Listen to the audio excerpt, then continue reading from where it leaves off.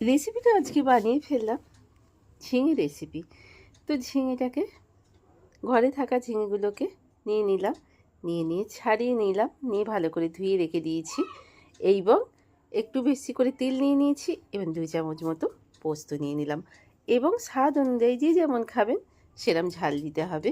তো আমি পেস্ট করার জন্য আমি কন্টেনারে তিল আর পোস্ত নিয়ে নিয়েছি। আমি একটা লঙ্কা দিয়ে দিয়েছি, আপনারা আপনাদের স্বাদ মতো লঙ্কা দিয়ে দেবেন।